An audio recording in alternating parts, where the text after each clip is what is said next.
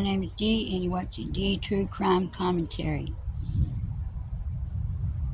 Summer Wells disappeared from her home on June 15th, 2021. She was reported missing at approximately 6:30 p.m. Don Wells was talking to a lady, and he was talking about the unfinished cabin. Someone else was talking about an unfinished cabin up there, too. Fred told Ziggy. This video is covered under the Fair Use Act of 1976 for comparison and for commentary. I heard Fred tell Ziggy how to get to that cabin, so we're going to listen to that clip of Ziggy and Fred. Up on the hill down here, see, they power everything back there, but it's just always run down shacks and stuff. But look back 4 days before they done the search in there, they burned a bunch of stuff about right in that area where the house would have been back there on his property. So, but is there any buildings back there now? The house is still standing, still car on it, stuff. North stuff is open on it. I mean, but well, see, if you don't know where it's at exactly, you never find it because there's no road to it, no nothing. You can't see no house, no nothing from the road. It just looks like just a hillside like that right there. I mean, like there ain't no road up it, no nothing. But when you turn on Fields Road, off of Beach Street there, you go across the bridge, Bell Road goes to your left. Fields Road goes to your right. There's an old barn stuff there, right in the corner. And then keep on going around through there, and you'll start into another curve. Just when you start in that next curve to the left, it be like a driveway goes straight. Instead of going around that curve, the driveway goes kind of straight on. And then big gate plates and stuff up there. There's already a big gate up across there. But where the gate is, if you're looking at the gate, on the left-hand side where the post is, that ridge line right there, that's where the road actually went up. They cut it out, put that gate back in there. And then the way the survey, you see, and you don't have to walk in there now, but that's how the road went out to their property. When you stand at the gate, if you look to your left, the way the gate lays, that's the way the road goes up that little ridge point there. And once you get up on that ridge, you call it ridge on back. I mean, it's just like walking through the woods. I asked you to show them back there? Looking for the gate, if you start to get back in there. But the last searches they done, like they searches. Was that because of? Well, they searched Bell Road and stuff. Which is right here. They come from this strong little place ridge right here. That's up E32's mom, too. See, that small thing, it's like when some first went missing and stuff, they're talking about, oh, it's a perfect storm because everything in here, they pre-pin or just, then when something got brought up about Maroon Tacoma with murder act, well, what are they going to do when the ladder like thing on it, boy? Like that. And I didn't know it till later on that her mom owned Tacoma, or Maroon Tacoma, and Freddie she's been driving it here lately. Now we're going to listen to Don Wells, and then I'm going to tell y'all my ideas and opinions about what they said. Okay, if you go out on Ben Hill Road and you go west, so you go past our property all the way to the end, and you get down a little ways west up this way, there's a dirt road. I can't remember the name of the road, but you turn left into that and you'll see a bunch of no trespassing signs and all that.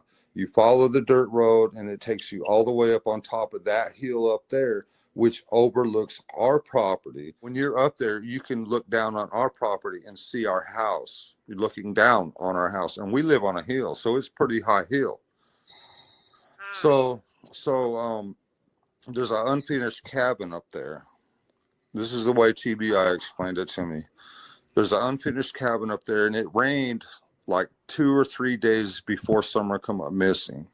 So they found a footprint around an unfinished cabin, and I went up there and I looked everywhere, and I don't know what they're talking about, an unfinished cabin. I found a trailer.